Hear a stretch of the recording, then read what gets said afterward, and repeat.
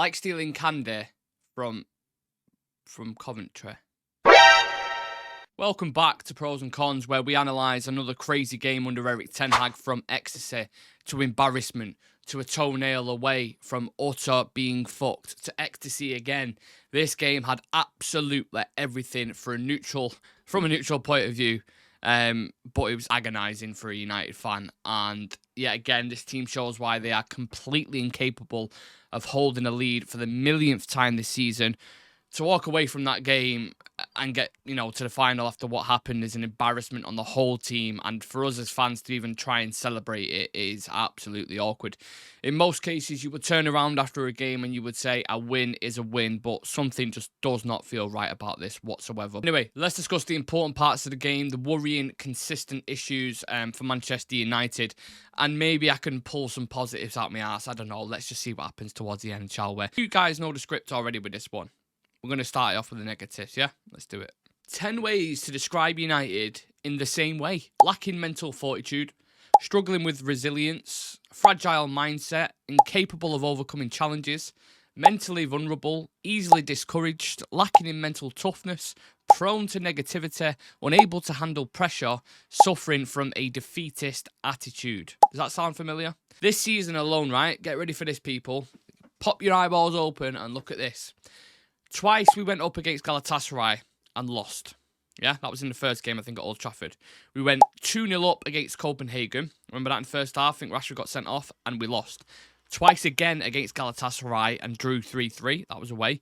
2 goals in the last minute against Chelsea. Cole Palmer's put us to the sword. Conceded a last-minute goal against Brentford after being battered by him and conceding 31 shots.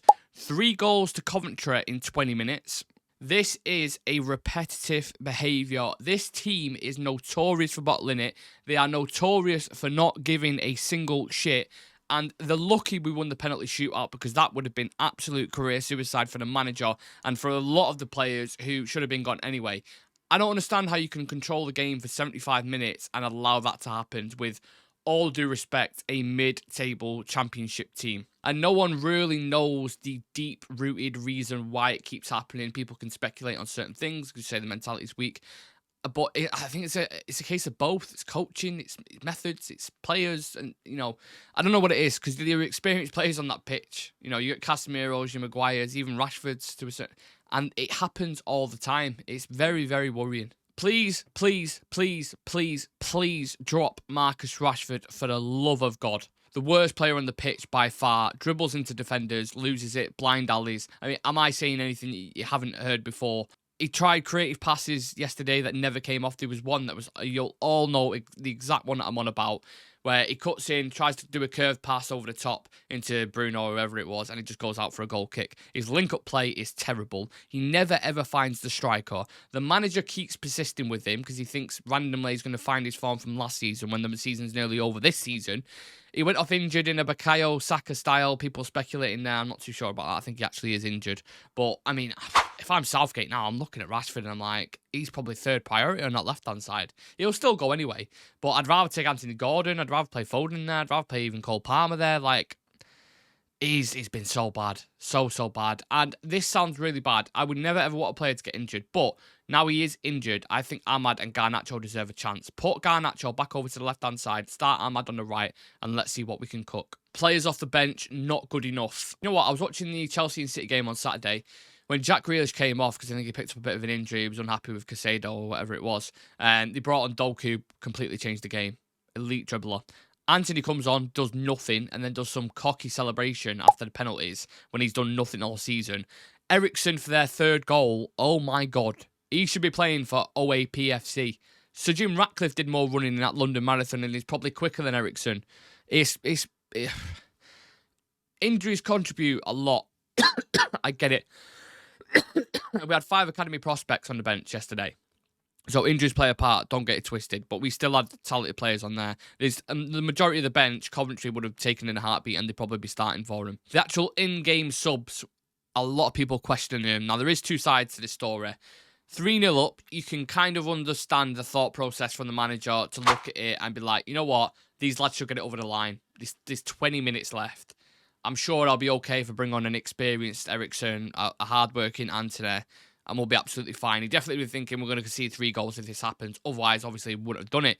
But at the same time, these players have showed this behaviour before. You know, they've done it in previous games. I just mentioned them all, you know, before. So it's a bit bizarre. I think both subs completely killed us. It's mad how reliant we are on young kids, on Kobe and Garnacho. Like, we collapse when we take kids off. We spent £1 billion post-Fergie, and our bench yesterday was Anthony, Eriksson, Diallo, Forson, Bayende, Ogine, Amas, Jackson, and Wheatley. Crazy. Ten Hag is hanging by a thread. Most would argue that performance alone would probably deserve a P45.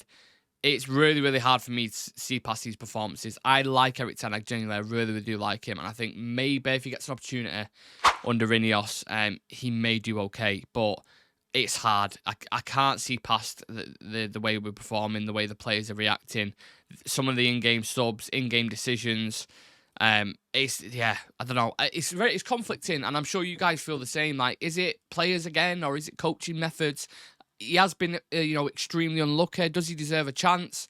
Any other manager would have gone by now. You know, they sacked Louis van Gaal after he won the FA Cup, and he finished 5th, I think it was, just outside of the Champions League spots. We're 7th at the minute. We're 16 points behind Aston Villa.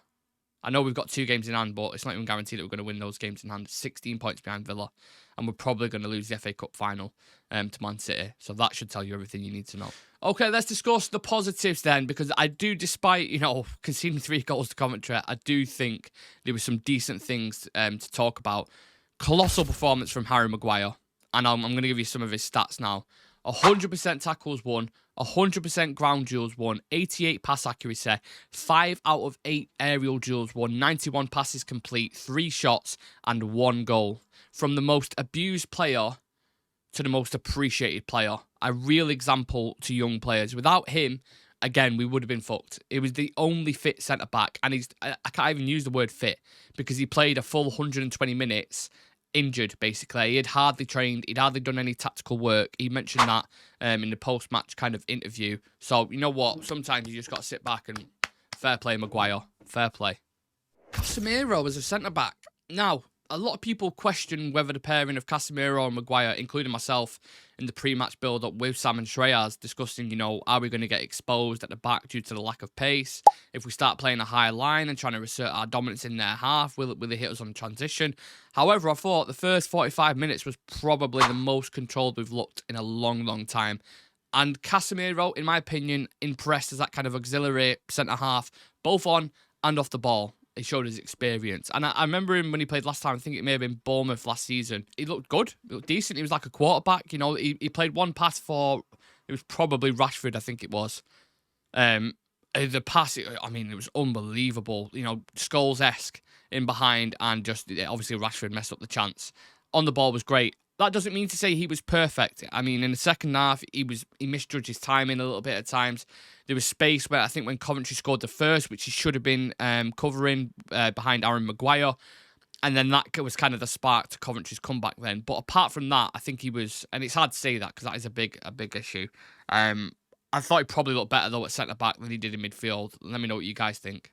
Diego Dalot. He's been in the positives quite a lot recently, and I'm happy for him. I know his performances maybe the past couple of weeks have been a little bit up and down as opposed to the start of the year, but I thought he was fantastic against Coventry when Erik Ten Hag needed him the most. The assist for the McTominay goal was really, really good. He also had several defensive moments where he kind of nullified Coventry's attack, and I don't think any of the goals that they scored came on that right side from what I can remember. Again, I'd have to really watch back and watch it in detail, but from what I can remember, he can't. He was one of the very few players who showed a lot of energy for the full 120 minutes, and that is because of the way he trains. We all know about him. He's a dedicated individual, and he was constantly making long, busting runs. So, you can never question his character and his work ethic in that sense. Kobbie Mainoo suits Wembley, doesn't he? Roy Keane was speaking about him after the game. He was saying, he's done brilliant in the last few months. We've seen all parts of his play. He's smart, the way he covers ground, the way he's got a couple of important goals for the club. And that is from one of the very best in that position. That is one of our, his icon of United. Icon of the Premier League, greatest captain ever. And you could tell how much of a hole Mainoo leaves in this team when he came off in the 71st minute. Just after Coventry scored their first goal, we completely lost control. a decision that potentially could have killed Ten Hag's career. Now, again, this falls into line with what I was discussing before. You know, hindsight's a wonderful thing. A lot of people, you know, when we lose 3 goals, why did you take Mayu off? Why did you take this guy off?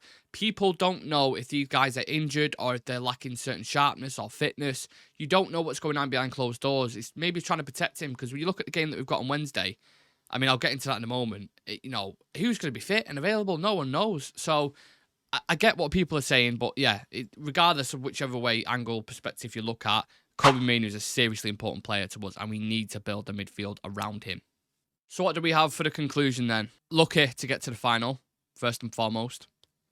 Ten Hag's 3rd final in 2 years. How on earth he's done it, I have absolutely no idea, but we've got ourselves there. That's the important thing.